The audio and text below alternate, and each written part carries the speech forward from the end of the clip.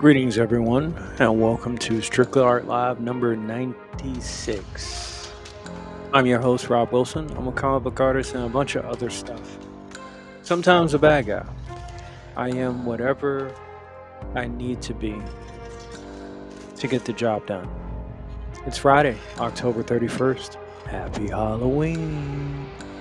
We're getting this party started early with all kinds of goodies to talk about. We are going to start off with some anime, of course. My Hero Academia final season, One Punch Man season 3. We'll talk a little bit about Japanese culture and the new Prime Minister. Also, I'll give my take on the Conjuring, the last Rites. Although it may be late, it still will be new. That is the key. And wrapping things up, we're also going to talk about how the internet is a main factor behind many hobbies problems. A niche with its crochet, crafting, art, comic book art, all that good stuff. There is one specific factor that has enhanced things for some people, but been a detriment for a lot. It's the proverbial boulder in the water that doesn't just send ripples throughout the internet, it sends tidal waves. So we're going to cover all that. And by the way, if you're in the DMV area, I hope you enjoy this weather as you see the leaves changing, the scenery looking pretty good, if I do say so myself. I'm ready for the fall. I hope you are too. And I would like to say for this Halloween, please be safe. Apparently, people are getting robbed for their groceries due to EBT events. And you got some folks dressed up as the Purge group knocking on doors as well, trying to perform home invasions. I can't stress enough. Protect yourself and your family. Be safe out there. I'm Rob Wilson. Sometimes I'll BS, but for the most part, when I come here to do business and show a body of work. That is what I'm about. I have things to get done. Playtime's over. So right here on Strictly Art Live number 96, we'll go ahead and get started. And I'm Rob Wilson. If you don't know me, please get to know me. And you'll find that I'll eventually rub you the wrong way. It's my nature. What can I do? What can I say? But keep on trucking. So let's get going.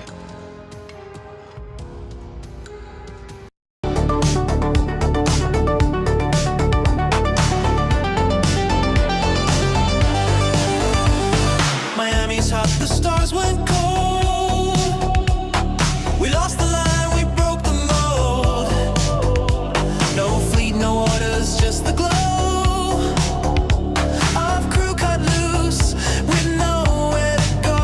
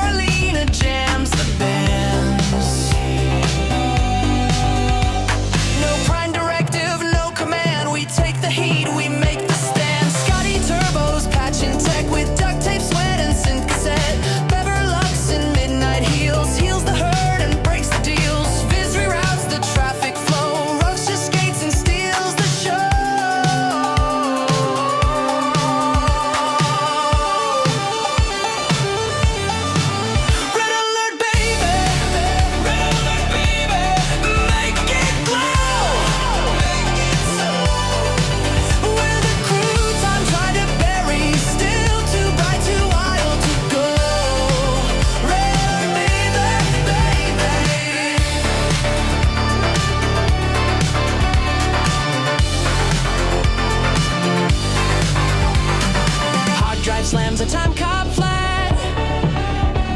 Don licks smooths a room with Chad. Slick Rico grins and flips his collar. Saxophone crimes just make him baller. DNA learns to cry in loops. Macho K flexes through the troops. Madame Troy, she sips and sees all your trauma in the breeze.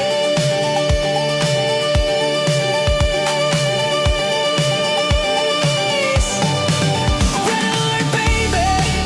Red alert, baby. Make it glow. Make it so. We're the crew, time tried to bury. Still too bright, too wild to go. Red alert, baby. Make it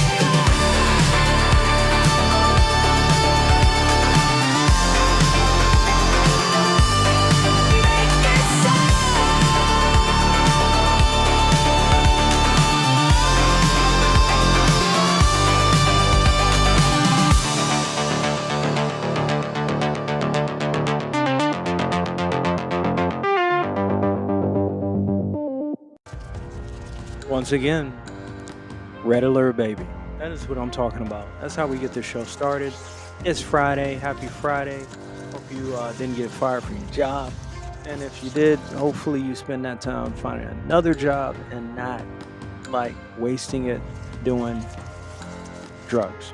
Because I don't promote that. So, here we are.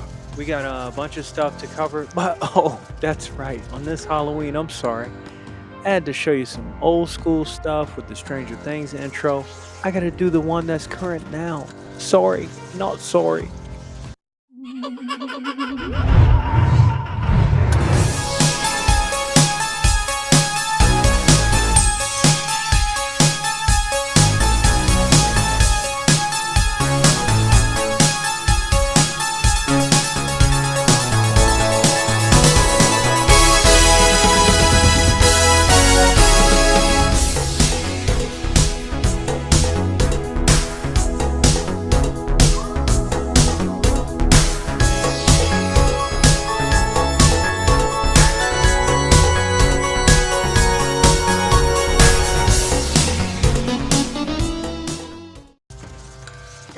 Okay. Now we can be a little more serious. Sorry, had to double up there. Special occasions, Halloween, like Devil's Night, for those that worship all that stuff.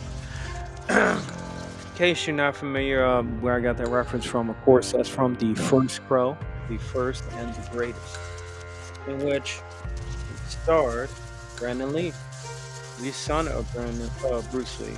That was his last movie, unfortunately. However, great movie. For some reason, unable to be duplicated. And that's how some things are just truly great like that. Constantly remaking things doesn't do it any justice. It's one of those type of movies where it's better just let it rest in peace, Every time there's a remake of that movie, it's just worse and worse. I would not advocate for it at all. So, yes, moving on. Sorry, I'm getting in my zone here. Finally got to another day off. Looking forward to this great weekend. I got some protein pancakes I'm going to consume after this, because I'll be getting hungry lately. Adding the new 100 push-up and 100 sit-up variations that I've been doing to my workout routine. It's been a great start. It's more of a task than, just doing stretching or a 5-minute workout.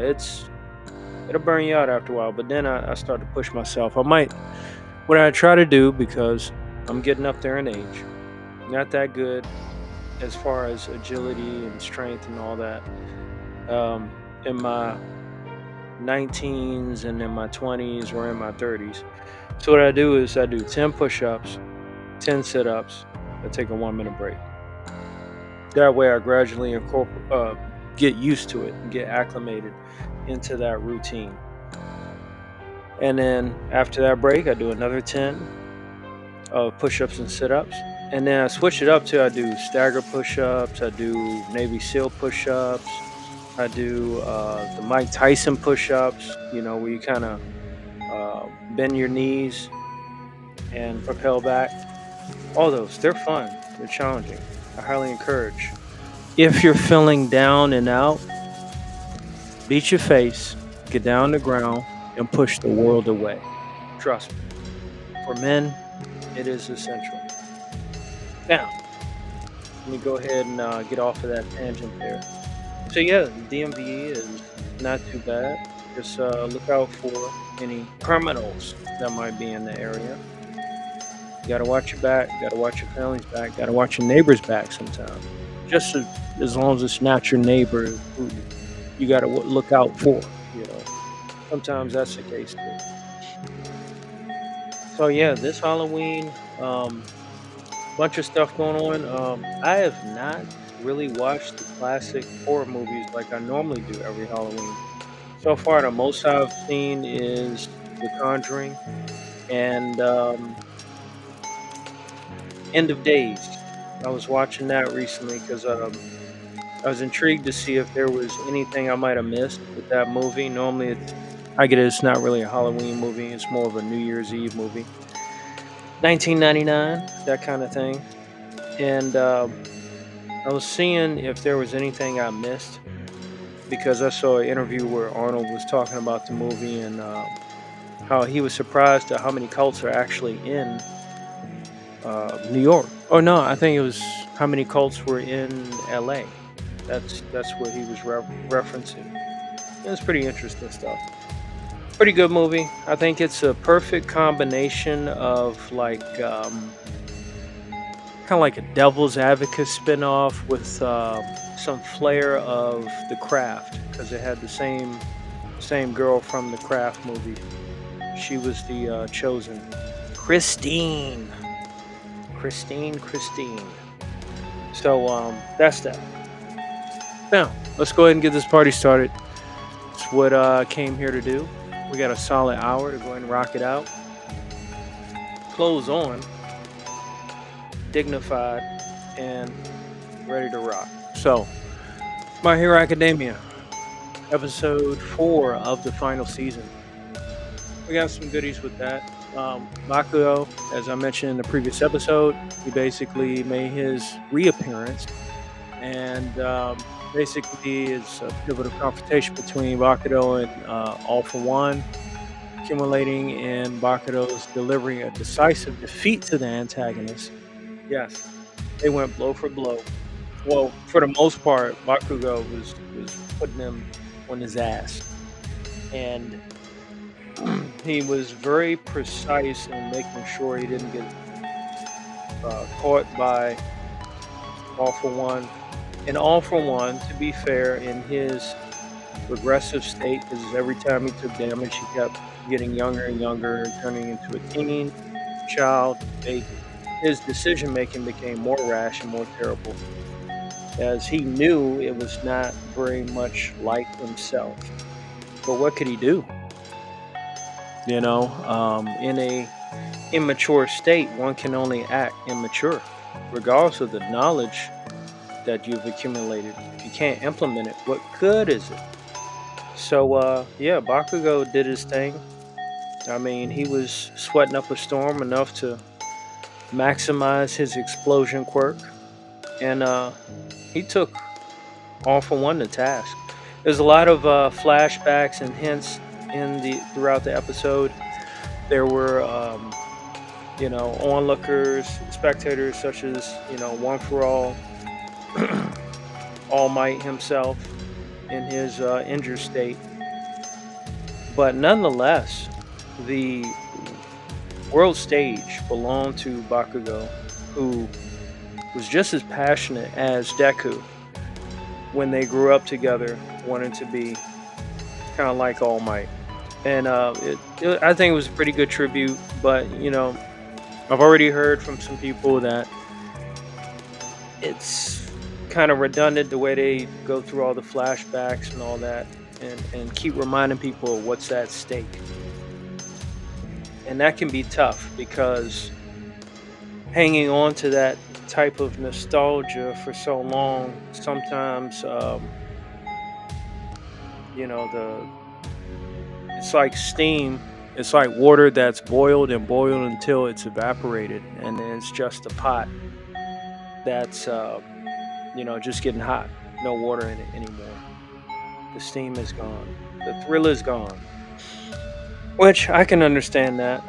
But if you follow the entire journey, it's been a lot on the line. Maybe, just maybe, they're truly running out of ideas. But for so much to happen so early, so fast, so many deaths,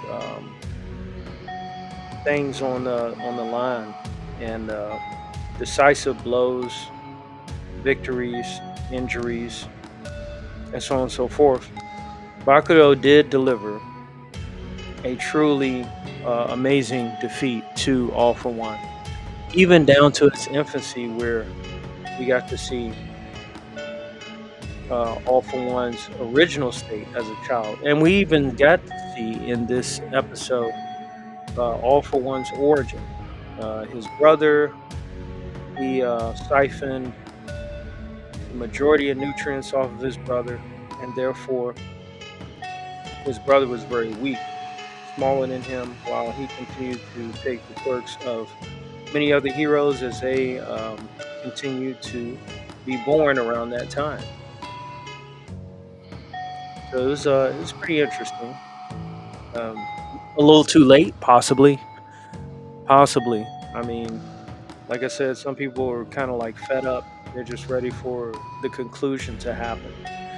So we shall see what happens next, or how they'll find a way to continue the series for another what 20 something episodes, if they manage to carry it that far. I don't know.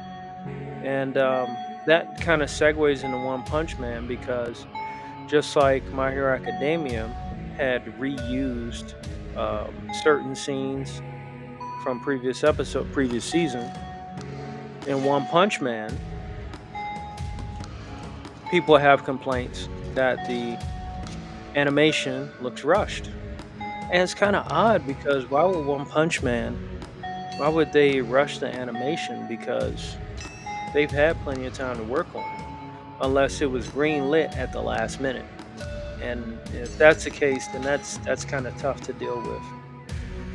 Simply because, again, striking while the iron's hot.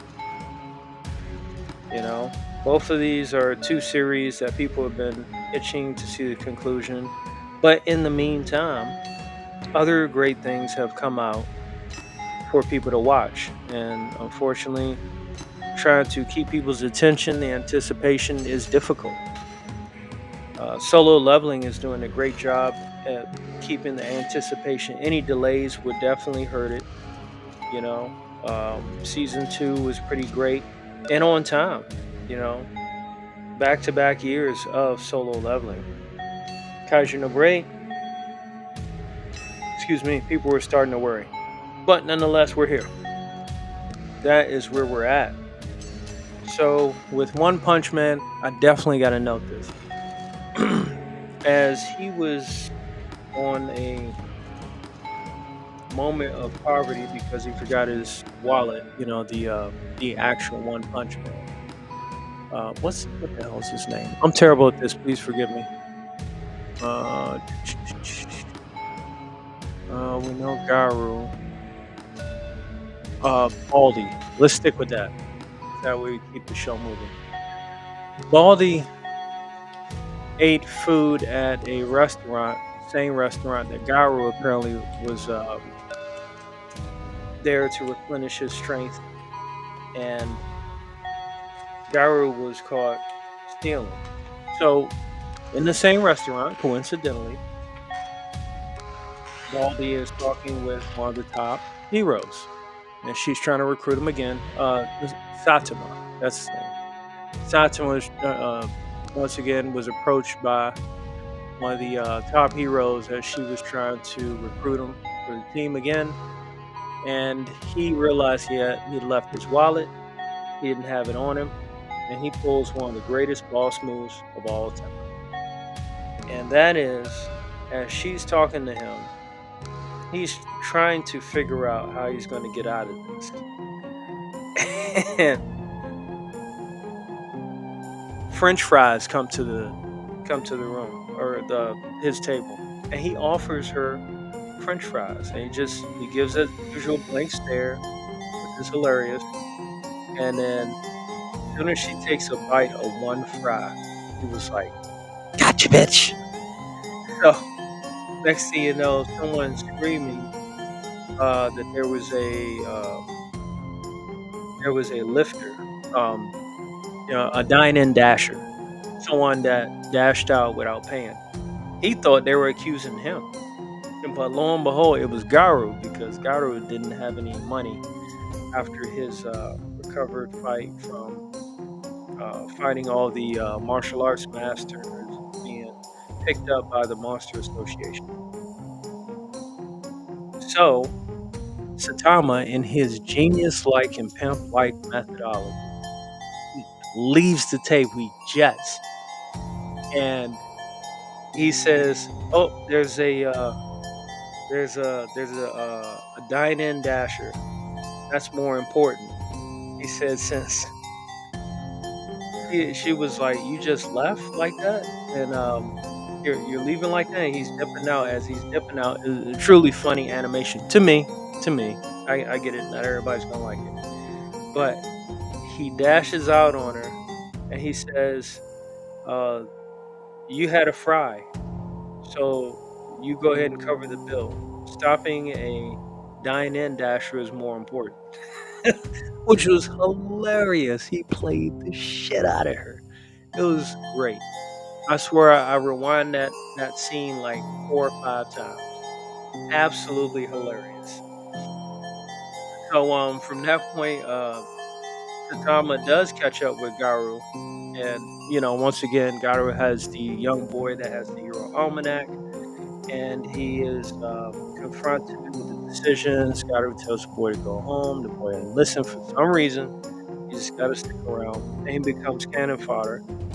But Garu runs into Satama. Satama said, "Hey, you're the door dasher. No one's supposed to know I'm out here, so we'll call it even. But I did find you." And then Garu's pride sets in, and he thinks he stands a chance against Satama, which is obviously a joke within itself.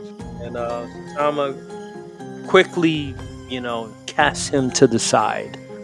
He, absolutely destroys Garu, knocks him out cold, and keeps on his merry way. But it was an easy excuse for him to pursue him, so he didn't have to pay the bill to which he had no money for.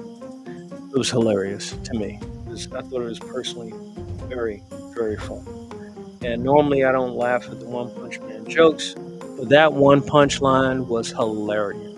I can't emphasize that enough. So next up, we had the Blade Master, Psycho, the Ripper, King the Ripper, and the Bug God, because they saw the kid, and they were like, "Oh, we'll kill the kid." And Garu stood in the way. He went toe to toe with both of these characters, and he even got shocked, I guess, supercharged to a way, and got ready to face the next round of what they brought to the table. These were not simply easy foes to subdue. Therefore, Garu got caught off guard by a third party, some muck, mudman, that captured the kid, and that was enough distraction for Garu to be caught off guard and backslashed, multiple times. It was pretty much as bad as Finn in Star Wars: The Force Awakens when he got slave slashed by Kylo Ren up against a tree with a lightsaber. That's what we used to call it.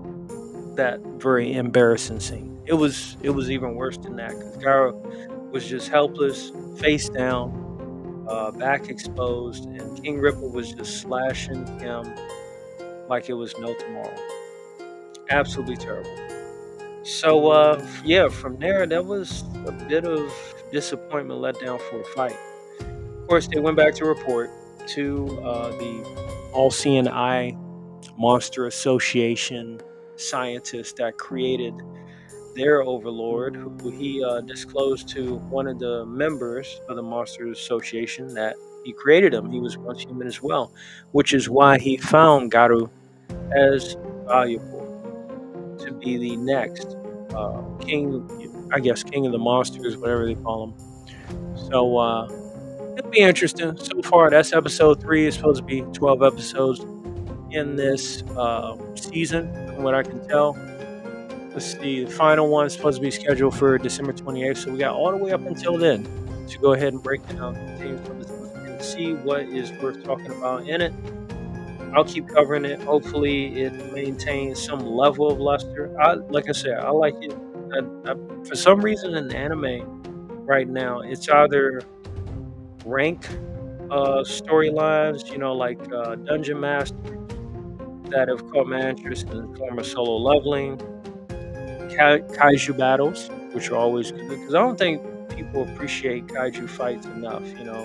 They figure, for America, it's just Godzilla. That's as far as we go as far as monsters. But there's some really good kaiju anime out there, including what's it called? Go Danner. That's an absolutely great anime show, which actually inspired Pacific Rim. But nobody wants to give that credit. Of course, Pacific Rim 2 was garbage, of course. But Guillermo del Toro was inspired to make that show, or that movie, off of that show, Go Danner. It was pretty close. Pretty close. People love that, but they won't acknowledge the source. I get it. It happens. It happens all the time. So, with that being said, when we're gonna go ahead and take a quick break. When I come back, I'll go ahead and cover the Prime Minister of Japan, the newly elected Prime Minister of Japan, and her impact on bringing Japan back to its greater roots, should I say. And yeah, we'll keep going from there, and then I'll go ahead and do some rant. I don't think I'm going to do any Marvel Rivals ranting since I learned about certain things I can do with Adam Warlock. I didn't figure it out because I'm just a quick player, and by all means, when I do these shorts of Marvel Rivals and I add in, some voiceover hooks to explain, look, I'm not a professional gamer, not by any means. However, I have tools. I have a particular set of skills, in forms of video editing and creativity, which I try to put together some pretty good videos. And if it gets some traction, that's when the haters show up and be like, "You're not a real Marvel Rivals player." Raw. I'm not. I'm a weekend warrior when it comes to Marvel Rivals quick play. I damn near refuse to play any other mode but quick play. That suits me just fine. I'm not out to be the greatest of all time. No, y'all can have the GOAT status. Don't need it. All right, I said I wouldn't rant about Marvel Rivals. I'm done. So, commercial break. When I come back, we'll go ahead and talk about Japan and its future. Right here on Strictly Art Live, number 96, with me, your host, Rob Wilson, comic book artist, and other stuff. Be right back.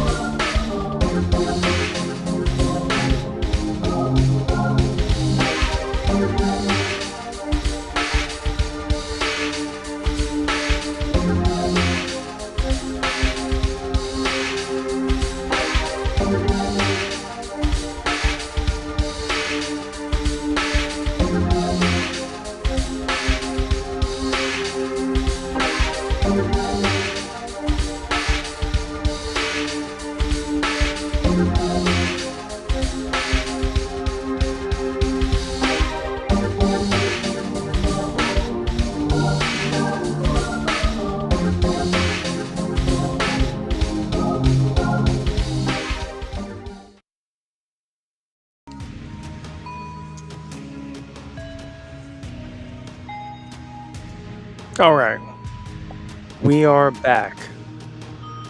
So, yeah, let's go ahead and cover this right quick. Prime Minister of Japan, Sane Takaichi, was elected Japan's 140th prime minister. Let's just remember, ladies and gentlemen, Japan's older than the United States. That's just a fact. Just remember, we're talking about centuries of culture. We're not talking about 200 years, 300 years, 400 years. We're talking about even more than that. So, uh, the 104th Prime Minister on October 21st, 2025, becoming the country's first female to hold the office. She secured a majority in the lower house of the debate following the resignation of the outgoing Prime Minister and his cabinet. Takaichi, who previously led the ruling Liberal Democratic Party, the LDP, after winning its leadership election October 4th in 2025, will formally succeed in Shiva upon appointment by Emperor Naruhito. Her leadership becomes at a critical time as she faces immediate diplomatic challenges, including her first major test in talks with U.S. President Donald Trump and domestic pressures to revive Japan's economy and stabilize a fractured political landscape. So, off the break, she's already, you know, been on the liberal side of things, which is ironic because even in the United States, the a lot of people on the Democratic side of things have switched to the Republican side of things, for the sake of sanity. I'll just leave it at that. She's already been called extreme right because one of the things that she wanted to do for Japan was get rid of illegals. Now, I have talked about a little bit of this, not specifically about the prime minister and the election, but I talked a little bit about how the West had gradually started to infiltrate the English dub anime and put in a language that's not native to Japan. They had been working on smaller anime to where people wouldn't notice. And then I caught it when it was in My Hero Academia Vigilante. And I mentioned that what the original subtitle stated of the teacher, the older tutor with the younger student, she was training on certain things as the girls walked by and was saying, isn't he younger than you? But then the English version says, I didn't know you had some cougar in your girl, you know, totally outside of what traditional Japanese conversation would be, just from the subtitles. Two totally different worlds. That's a bit of the Western influence into Japanese culture with that small example. Now, that might have been due to because Japanese culture, the population had been shrinking, that they welcome more foreigners into their work, their what do they call it? Their work society, their work culture, and sometimes when that happens, foreigners may be given opportunities to influence some of these forms of entertainment or social relation. Now, with this case of this new prime minister kicking foreigners out, that might bring, in my opinion, um, Japanese anime, along with other things in Japanese culture, back to its greater glory. Because for me personally, the anime isn't what it used to be. Not as many risks are being taken anymore. They find a formula and they just overuse it to death. That's why there's only a few select anime that I'm willing to watch because I've seen some of the greatest stuff of all time. I've seen some of the greatest stories ever told. It's hard to ever come around and duplicate the likes of an Akira or Ninja Scroll. Even if you have a commercialized version of Naruto from Shonen Jump, where people just love that to death, I'm not sold on it. Okay, that's how old school I am. That may be frowned upon, so be it. I may be called the tourist, part-time anime watcher, so be it. I'll take it. That's fine. I've been watching anime since I was like 15 in the arcade days, where this old army dude would come to the arcade with VHS tapes that he got from Okinawa of Street Fighter 2, the animated movie, before it even came to America. But that's fine. I'll take whatever scrutiny that someone in the comments may prop up on when this live stream turns into a short. That's fine. I'm okay with a little bit of criticism. It wouldn't be the first time. But in my case, I think that keeping certain aspects of Japan preserved, because it is a very historical country. It's pretty old. I think that's very important, and that will help uh, Japan in its future and help the rest of the world appreciate what Japan has offered many times over in aspects of technology, culture, Japanese anime, manga, because manga sales are bigger than American comics. I said it, yeah. That just is what it is. It's just a testament that, like, hey, maybe Western entertainment might change for the better, or maybe it won't. But regardless of that being the case, we'll see in the future. But for right now, Japan's still on top, and really, they only have to try that hard. It's just all about making a good story in terms of entertainment. And Japan's done a great job at that, where others have failed. So I'm excited to see where Japan will go next under this new prime minister. Like, again, I guess she is still considered, the part of the Democratic Party. And with the description that I read, it's kind of dated because she already came to the U.S., struck a deal with Trump, cut back on tariffs, and we'll see how far that goes in the future. But I thought that was very important to me to note how the world is changing, and as the world is changing, I get it. It's good to avoid politics and that kind of discussion, but nonetheless, legislation, either domestic or abroad, can affect an entire culture in a good way or in a bad way. So after a while, when that effect is felt in the entertainment, in the music, in the storytelling, it's hard to avoid. So I hope that we'll continue to see great things. And by the way, I want to make it a point to mention that there's what is it? The artist from Mezzo Forte, the Japanese anime, and hold on, let me see if I can find this right quick, because they got some movie theater releases. And speaking of which, right now the number one movie in America is actually Chainsaw Man, from what I'm hearing. Never got into Chainsaw Man. Um, that's it's just a little too extreme for me. Like, some anime I just won't do. Let's see here.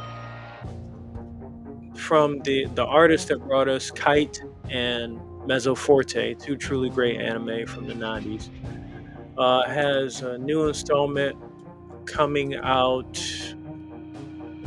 It's already out. What was it called? Um, oh, Virgin Punk Clockwork Girl's first installment that's coming out. It's out internationally, but it will be coming to U.S. theaters this November. Yeah, let's go to this right quick. Hopefully. Oh, okay. There we go. We're going to switch screens right quick. And here's the thing. I'm all about promoting what I like. I get it. For some people, it's not their cup of tea or just wasn't feeling it or whatever the reason is. I'm going to share things that I like. What I won't do is, for the most part, not really spend too much time talking about things that I don't like. I can only give so much energy to uh, negative things. So that's how I kind of look at it. Yeah. So the it's coming up November 11th and November 13th. The first installment of this Virgin Punk series. I'm interested to see what it's going to be about. I've seen some very familiar characters, so we'll keep that moving. Be on the lookout for that for anybody that watches anime. Um, I'm going to recommend it so far. Um, could it turn out to be bad? It's possible, but for it to get a theatrical release, something's going on, and something looks pretty good. You know, um, Chainsaw Man's success is already proven that. So, moving on, let's go ahead and get to The Conjuring Last Rites, which is the last movie from what I can tell. It's the last one, unless they do like some prequels or something like that. Like what they did with The Nun, which turned out to be pretty good. Pretty good. That ended up turning into another. I think The Nun had ended up being in like 3 or 4 movies, almost as much as Annabelle. They were like competing for top demon. You know what I'm saying? Or top cursed relic. So, Conjuring Last Rites. Uh, let's see, 1964, unexpecting Ed and Lorraine Warren investigate a haunting involving an antique mirror at a curio shop. Lorraine collapses when seeing a vision of an entity and her unborn child and goes into labor. Um, Ed speeds Lorraine to the hospital, but the baby is stillborn. However, Lorraine's prayers revive the baby, whom she names Judy. So that's kind of like the beginning, set the stage of what it's about, the mirror. Um, I don't want to give too much away. I mean, the movie's been out well, it came out September 5th, so it's been more than a month and a half. It should be coming to on demand and probably streaming fairly soon. But I will say this: great movie. It continues to deliver. As always, the series has been great. It's um, it's had some, some flops or whatnot, but normally when you hear there's a new Conjuring movie, it's going to be pretty action packed because they had so many cases. Even in the movie, when they asked Ed Warren how many cases he's had, he was like thousands. So that they could have done this franchise forever. But I think it's a good conclusion to a series that's been very good. Obviously, since was it 20 years later, where it continues in the 1980s, people joke with them about them being possibly, Ghostbusters and stuff like that. Kind of like the world moves on. The scariness of the world are turned into comical humors of cinema to where people can feel reassured. They're no longer fearing what goes bump in the night or what moves around in the dark. So times has changed, as does with modern technology. It tends to make people think that the world isn't as crazy as they thought or they heard. It allows them to feel reassured and deny the supernatural, which I get it. I've had discussions with people about this before. Uh, the Warrens have been kind of like my staple in my personal research in regards to demonology. I got a couple books on Aleister Crowley, if you know who that is.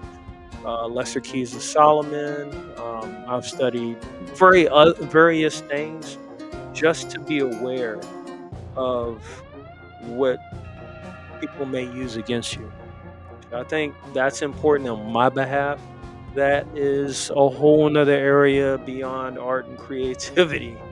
But just to be aware of what's going on. So, like I said, the Warrens have been a staple for me to reference during discussions when it talks about, not just a movie, but also the supernatural in general, which I'm a big believer of it because, stuff happens.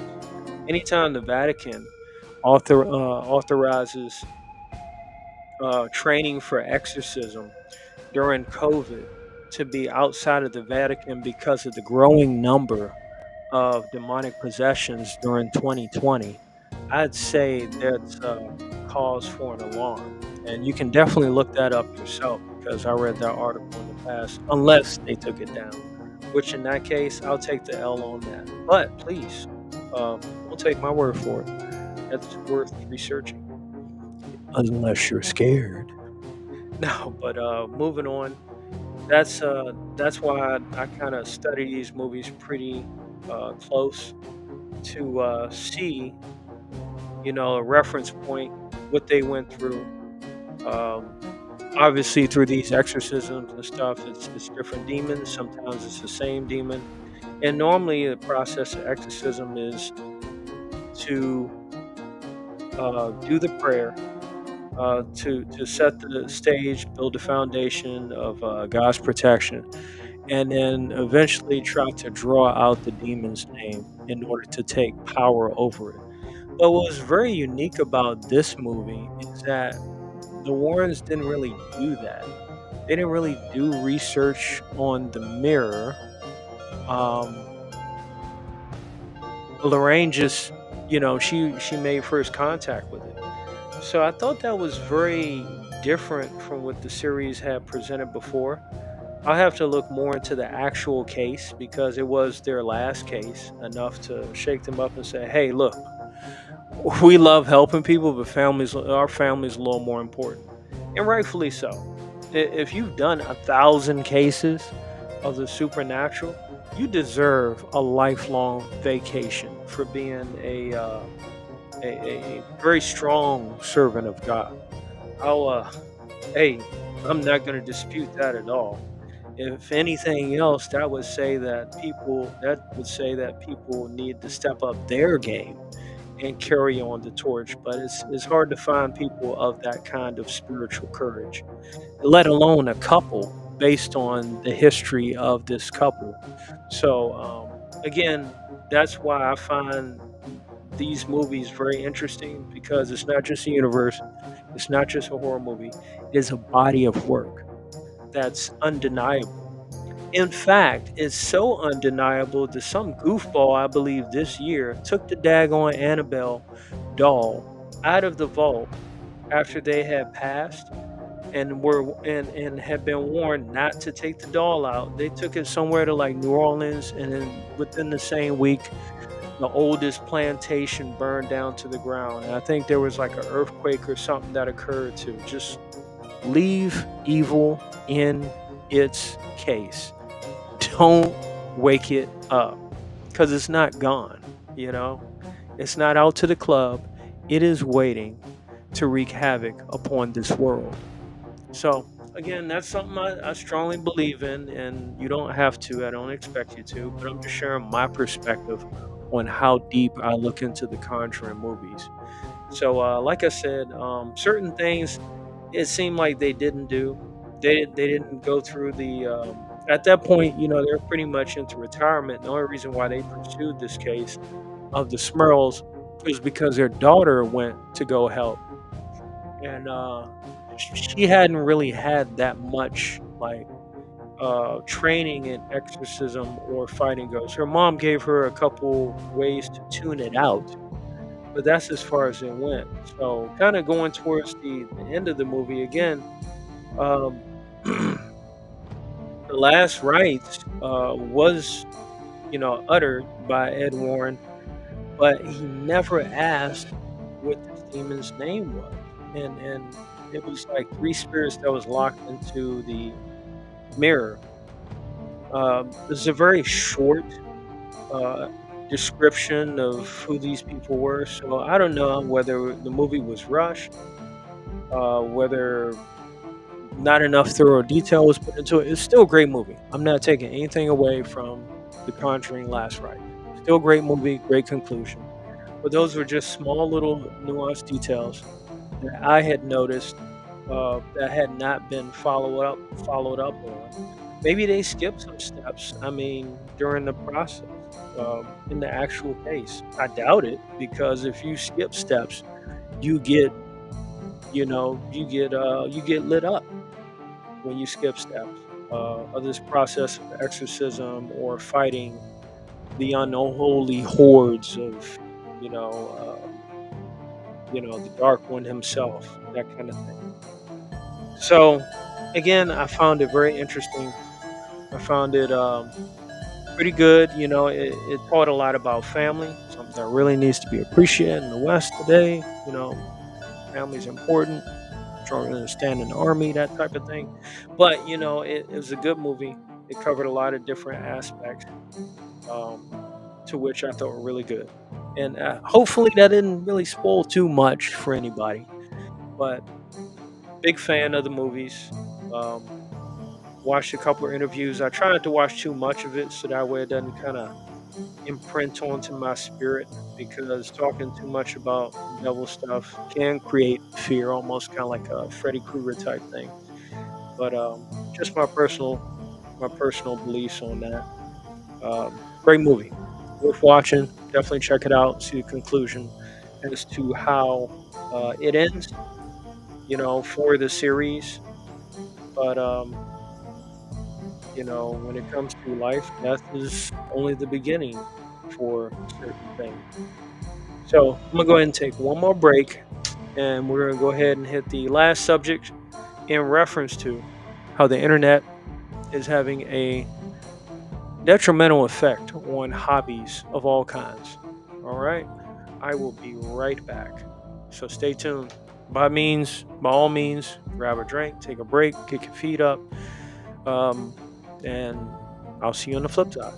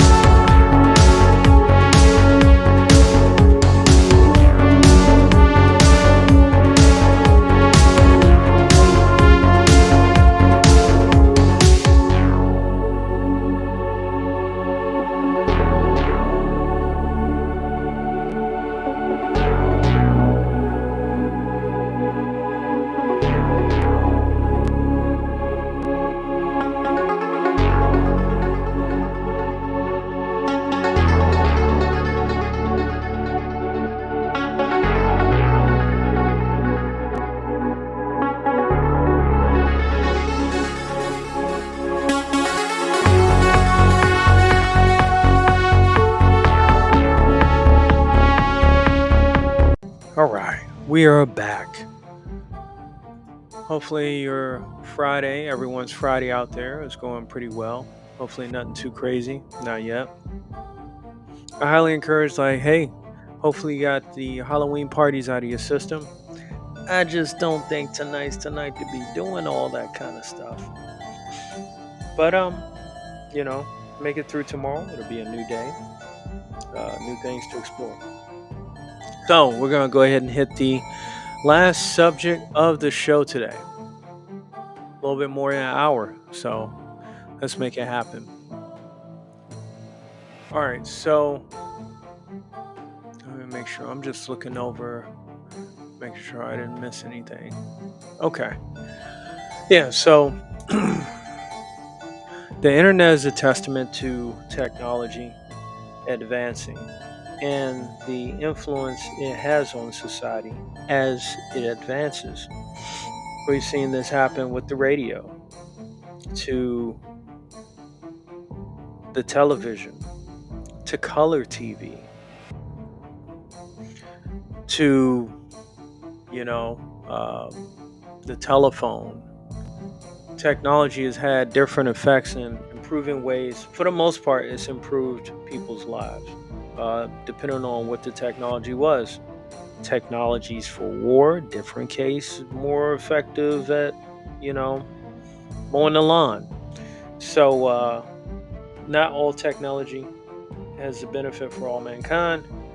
However, when it comes to ways of communication, expression, uh, as I mentioned, the ones that were a lot safer for the grass, um, they've changed how people connect with each other. And then came the computer, the internet, and that really increased the speed to which technology advanced and people worked with the technology itself and how they advanced, whether it's for workload. And then with every new rise of technology, you're always going to have like the Puritans of the previous thing that use probably the prior form of technology, but tell you up and down how this technology, it is unpure, it is a violation of life itself and all that kind of thing.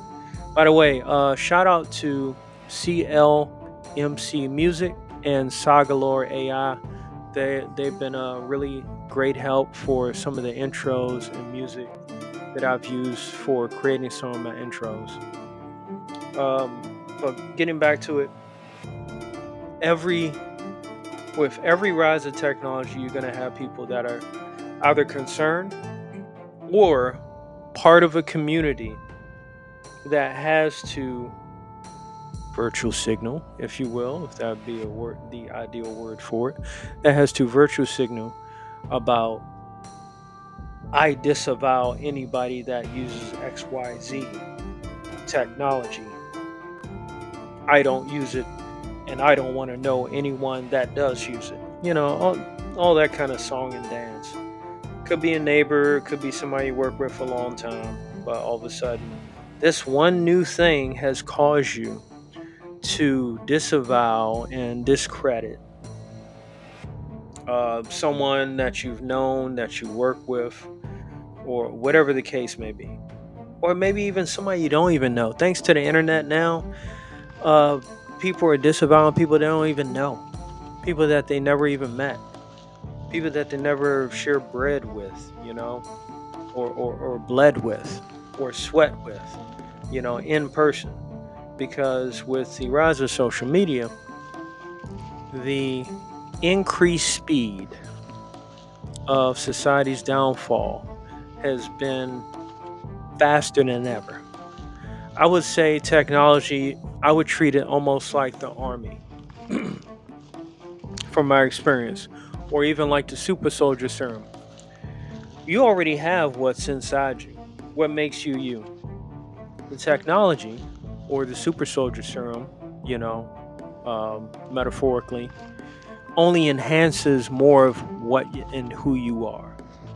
It gives you of opportunities of temptation to turn on people at the drop of a dime for the sake of social validation.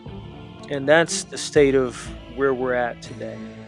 If you look at just about any hobby, there is beef, there is conflict, there is cancellations of almost every hobby in some form, whether it's books, whether it's art, whether it's animation, whether it's gaming. Take your pick. I haven't heard of any jewelry crafting conventions where people start beefing, but I know they're probably like vegans when it comes to the materials that they use. Some are like, oh, you have to do this or you're not a real jewelry crafter, that kind of stuff. I imagine that kind of talk happens somewhere. Maybe not on the internet, but somewhere out there over the rainbow. So it's really difficult trying to work together with people because for a from a independent aspect, because in independence you have exactly that, independence. And what does that mean? You do not have to swallow your pride and say, hey, I may not like you, you may not like me, but let's get this job done and move on. Hey, let's get this job done and make money. Some people understand that, but the mafia like culture now, when it comes to technology, who's acceptable in whatever circle because of something they said behind in some back room or whatever the deal is, just thousands of different scenarios because too many people that have technology are just saying too much without any retrospect of considering the consequences. We are seeing some kickback from that. Obviously, some people have made some very atrocious remarks in regards to people that have died in person and is costing their job, and they want sympathy after showing no sympathy. To be fair, I will say you cannot have things both ways. This applies to everyone on earth. There's no exception, regardless of any specific modifier you want to pick: race, color, creed, gender, whatever. You can't have your cake and eat it too as an adult. Maybe as a child, because maybe you have parents that may spoil you that way, but they're setting you up for failure as well. Because if your parents are giving you everything you want, and no matter what, you get to have whatever you want, and you don't learn the concept of earning it or having to do some kind of hard work to get there, when you actually go out into the world, guess what? You're going to have to deal with the biggest parent of them all, life. And life does not spare the rod. Eventually, you will have to learn the hard way of how there are consequences for the things that you do. So, spending time arguing with people or making public statements about, oh, I don't affiliate with this person because they do this. I get it. Some things you may not like, but singling a person out due to technology. Now, obviously, I'll have my preferences once they roll out the mark of the beast. I ain't rolling with nobody like that, because you probably gonna get me compromised too. Nah, bye. Your liability at that point. But as far as like people using technology in different ways and stuff like that, hey, when AI came out, I started showing less of my artwork. Instead of me constantly complaining about it, that's the move that I made. Did it cost me anything? Not really, because I have work to get done, and I know in order to have it presentable in a professional manner, I needed time to study, improve my skills in particular, take some courses, go over the fundamentals, which apparently is frowned upon now for some reason. Again, every little niche thing is frowned upon when it's convenient for anybody's talking point. It's just absolute nonsense. And me personally, I have the path to which I want to go. And it doesn't include everybody, because I know personally I can't make everybody happy. Just like I wouldn't expect everybody to try to make me happy. What kind of selfish bullshit is that? It's not how I live. So in my case, I go ahead and back up, how I did things, narrowed down my social circle, kind of pulled the Kaiser Soze way. One cannot be betrayed if one has no friends or no men. However, there are some people I do trust, but for the most part, I like to avoid a lot of the monotony that technology has brought out in some people's true nature.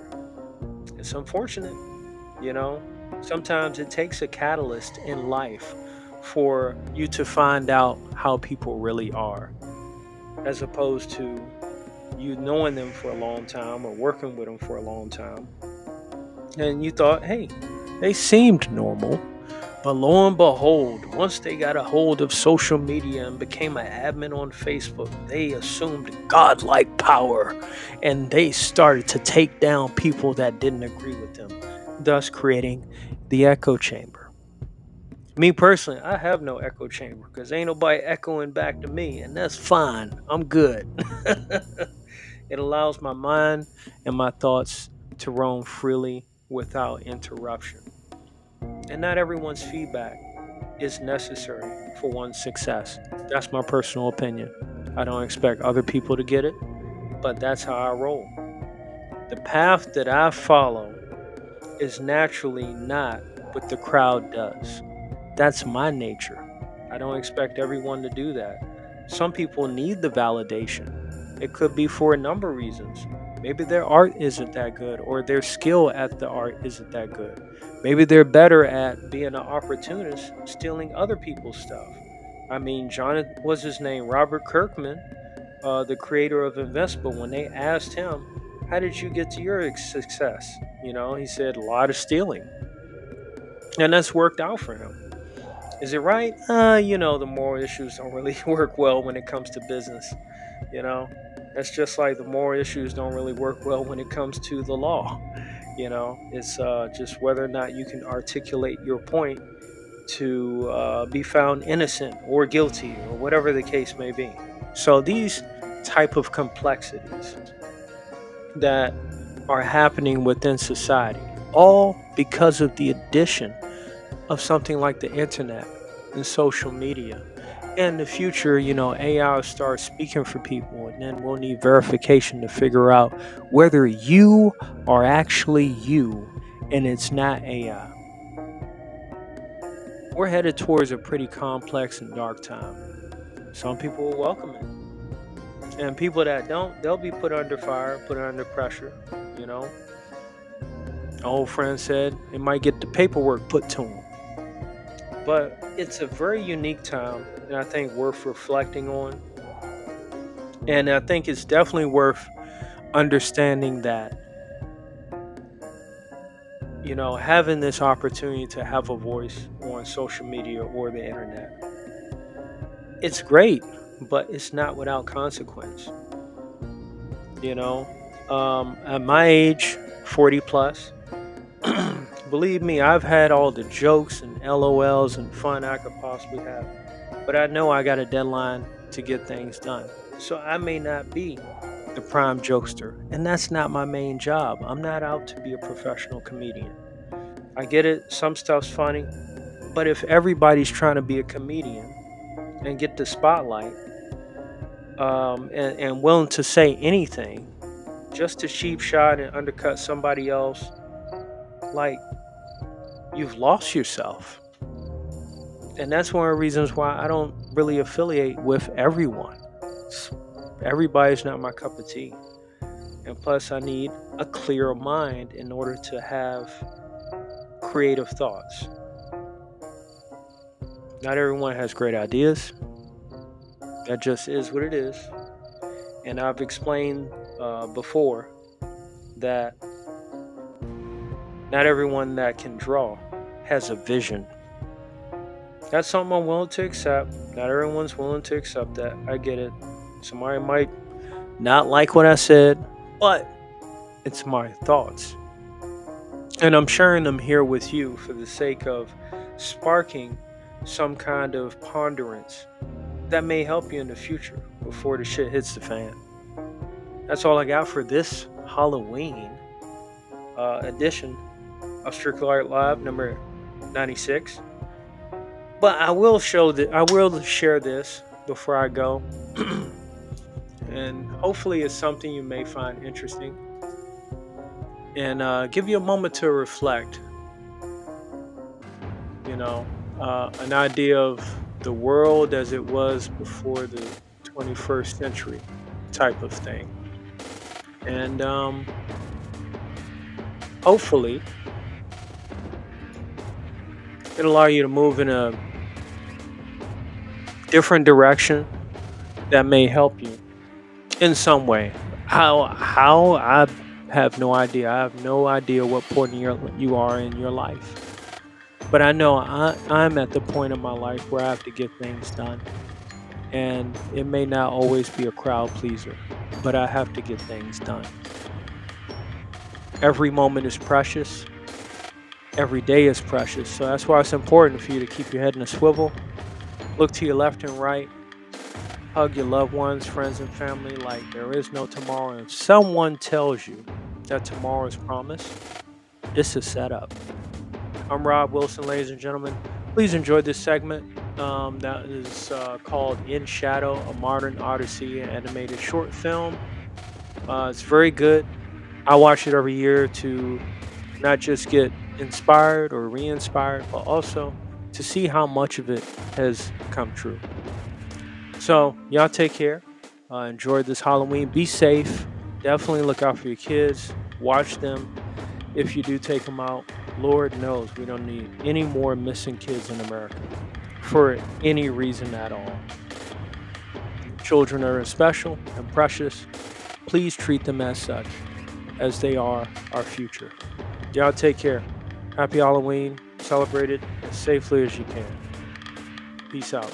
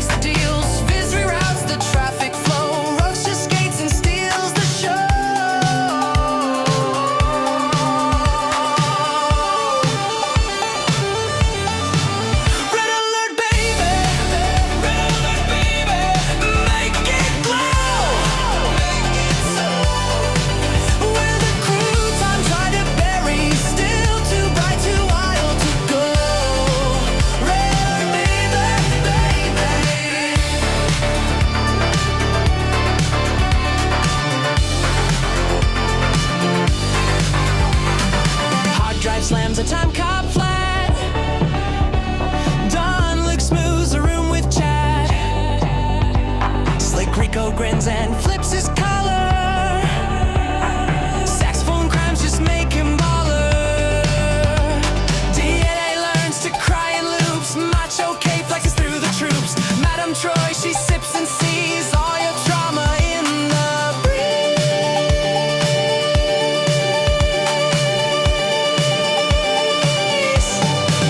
Red alert, baby. Red alert, baby. Make it glow. Make it so. We're the crew, time try to bury. Still too bright, too wild to go. Red alert, baby. Make it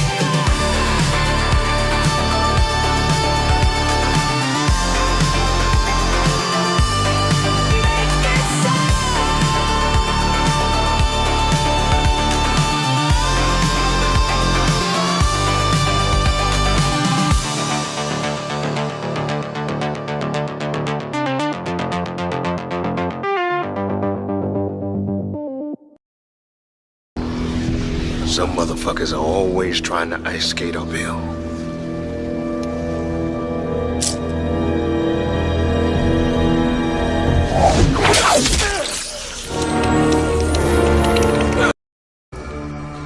Hey, Claudius.